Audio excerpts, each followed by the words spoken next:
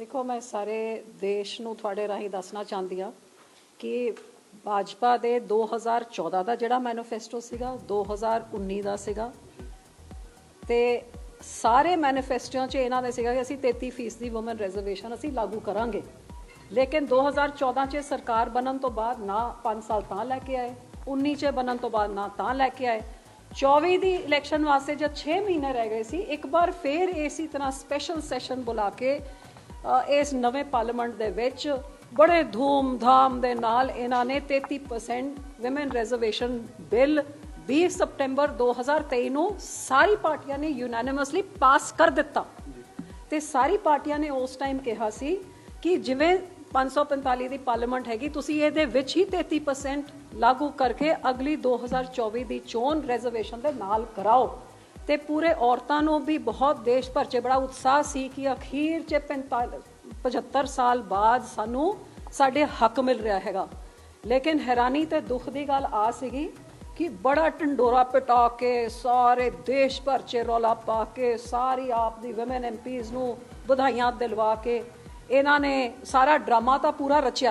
लेकिन बिल च निकलिया कि बिल च आ निकलिया कि आ लागू तां होगा जब सेंसस होगा। सेंसस कदों होगा उसकी कोई डेट ही नहीं लाई। सेंसस तो बाद डीलिमिटेशन होगी उसदे बाद जाके ਇਹਦਾ मतलब औरतां नूं आ नहीं पता सी कि ये 2029 च भी लागू होगा या 32 च या 34 च कदों लागू होगा, कोई एंड डेट नहीं लिखी सी।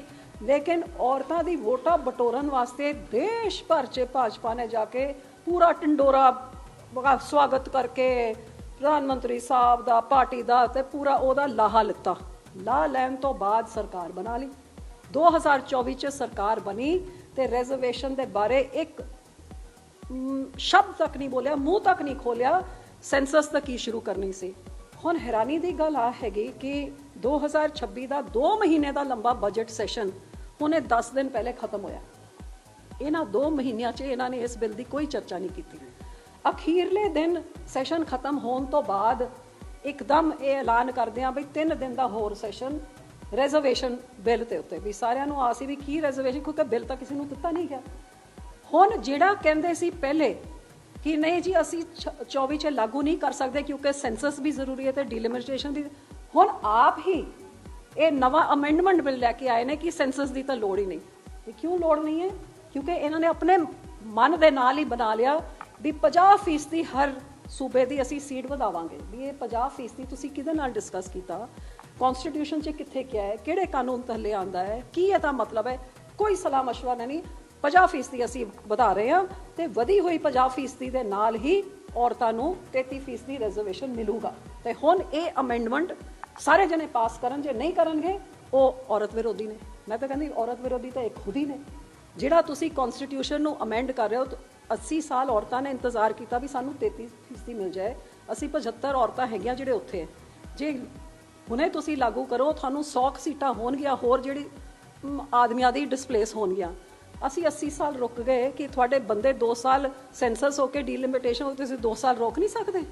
ਨਹੀਂ, ਕਿਉਂਕਿ ਮਨਸ਼ਾ ਕੁਝ ਹੋਰ ਹੈ। ਮਨਸ਼ਾ ਆ ਹੈਗੀ ਕਿ ਗੱਲ ਤਾਂ ਆਪਾਂ ਕਰੀਏ ਕਿ ਜਿਹੜਾ ਸਪੋਰਟ ਨਹੀਂ ਕਰਦਾ ਉਹ ਵਿਮਨ ਵਿਰੋਧੀ ਹੈ, ਲੇਕਿਨ ਔਰਤਾਂ ਦੀ ਰਿਜ਼ਰਵੇਸ਼ਨ ਦੇ ਆੜ ਵਿੱਚ ਮਨ ਧੜੰਗ ਦੀ ਆਪਣੀ ਡੀਲਿਮਿਟੇਸ਼ਨ ਇਹ ਕਰਨਾ ਚਾਹੁੰਦੇ ਨੇ।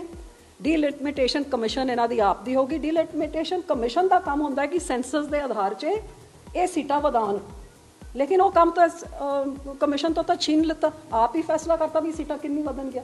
तो फिर कमिशन का काम की है? बस बाउंडरीज तुसी रीवर्क कर लो, वो बाउंडरीज भी इस तरीके नाल करो जिहदे नाल सरकार नूं फायदा होए। सो हर पक्षों डेमोक्रेसी नूं कॉन्स्टिट्यूशन तो छिक्के ते टंगिया जा रहा हैगा।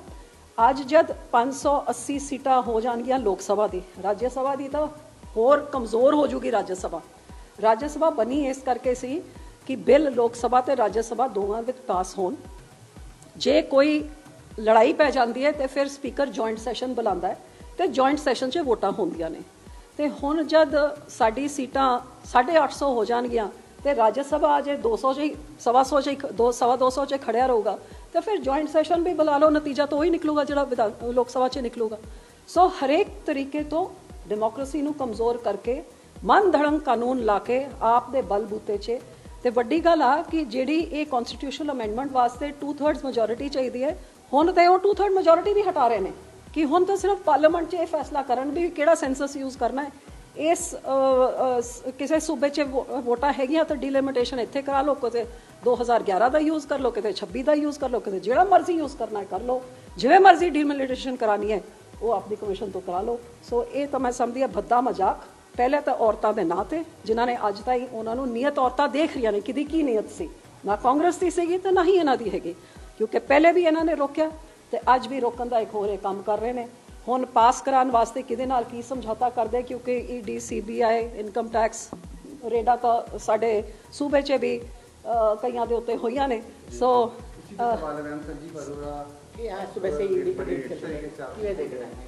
हाँ तो चल रही है, वही बताएंगे, क्योंकि आधे आम आदमी तो वैसे ही भाजपा के साथ रले मिले हुए हैं। हमारा मुख्यमंत्री जब मिला हुआ है तो फिर बाकी भी मिले होंगे। तो हाँ, ये अभी नहीं मिले होंगे, जिस करके अब इनके ऊपर रेड चल रही है। इससे पहले मेरा ख्याल लवली यूनिवर्सिटी वालों के ऊपर भी चली थी। सो ये तो यही तो इनकी हथकंडे हैं जिनको अपनाते हैं और अपना काम निकालते हैं, और यही आम आदमी पार्टी राज्य में कर रही है विरोधी पार्टियों के साथ। सो ये भाजपा से सीख रही है, जो आम आदमी कर रही है वो खुद भी भुगत रही है। सो दुख मुझे इस बात का है कि आज जो मुद्दा है, मुद्दा पंजाब में ये है कि 15 दिनों से 3 हफ्तों से फसलें मंडियों में रुल रही हैं। किसान को, जिनको ये भाजपा भी कहती थी आपकी आय दुगनी करेंगे, जो आम आदमी पार्टी कहती थी कि चुटकी में 5 मिनट में सारी फसलों की हम MSP देंगे। MSP तो क्या देना है, हड़ आते हैं, बाढ़ आती है, गड़े पड़ते हैं, मुआवजा तक किसी को नहीं मिला, क्योंकि SDRF का जो मुआवजा था वो आम आदमी पार्टी 12,500 करोड़ रुपए भगवंत मान खा गया।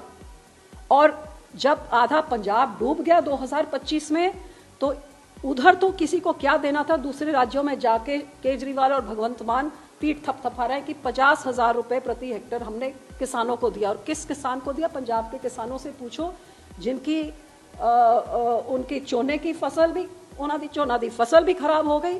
अज गड़ियां दे नाल उन्हां दी कणक दी फसल खराब हो गई, ते जिहदी बच गई है जदों मंडी 'ਚ लैके जा रहा है, 15-15 दिन इस मौसम की मार दे सामना करके ਉਹਦਾ ਦੀ फसल ਚੱਕੀ नहीं जा रही है। ਜਿਹੜੀ ਚੰਗੀ ਭਲੀ फसल है ਉਹਦੇ ਵਿੱਚ भी नुक्स ਕੱਢਿਆ जा रहा है। तो फिर किसान ਕਿਹੜੇ ਪਾਸੇ ਜਾਏ? एक किसान विरोधी सरकारां ਜਿਹੜੀਆਂ ਹੈਗੀਆਂ ਅੱਜ ਪੰਜਾਬ ਦੇ ਲੋਕੀ ਉਹਨਾਂ ਨੂੰ ਪਹਿਚਾਨਣ ਤੇ ਉਹਨਾਂ ਨੂੰ ਰਵਾਨਾ ਕਰਨ, ਤੇ ਇਹ ਡਰਾਮੇ ਇਹੋ ਜਿਹੇ ਪਾਰਲੀਮੈਂਟ 'ਚ ਹੋਣ ਤੋਂ ਬਜਾਏ ਅੱਜ ਕੁਐਸਚਨ ਆਰ ਹੋਣਾ ਸੀਗਾ, 0 ਆਰ ਹੋਣਾ ਸੀ, ਜਿੱਥੇ ਆਪਾਂ ਆਹ ਮੁੱਦੇ ਚੱਕਦੇ ਵੀ ਤੁਹਾਡੀ ਕੇਂਦਰ ਦੀ ਸਰਕਾਰ ਜਿੱਥੇ ਸ਼ੈਲਰ ਭਰੇ ਪਏ ਨੇ, ਸਾਡੇ ਗੋਡਾਊਨ ਭਰੇ ਪਏ ਨੇ, ਸਾਡੀ ਫਸਲਾਂ ਵਾਸਤੇ ਥਾਂ ਨਹੀਂ ਹੈ, ਜਿਹਦੇ ਕਰਕੇ ਸਾਡੀ ਸਰਕਾਰ ਫਸਲ ਚੱਕ ਨਹੀਂ ਰਹੀ ਹੈ। ਤੇ ਸਾਰਾ ਕੁਝ ਸਿਆਪਾ ਪੈ ਕਿਹਦੇ ਉੱਤੇ ਰਿਹਾ? ਉਹ ਗਰੀਬ ਕਿਸਾਨ ਜਿਹੜਾ ਮਜਬੂਰੀ ਦੇ ਨਾਲ ਮਸਾ ਖੜਿਆ ਹੈਗਾ। ਰੋਜ਼ ਖੁਦਕੁਸ਼ੀਆਂ ਹੋ ਰਹੀਆਂ ਨੇ ਇਹੋ ਜਿਹੀ ਚੀਜ਼ਾਂ ਕਰਕੇ, ਲੇਕਿਨ ਪਰਵਾਹ ਕਿਹਨੂੰ ਨਹੀਂ।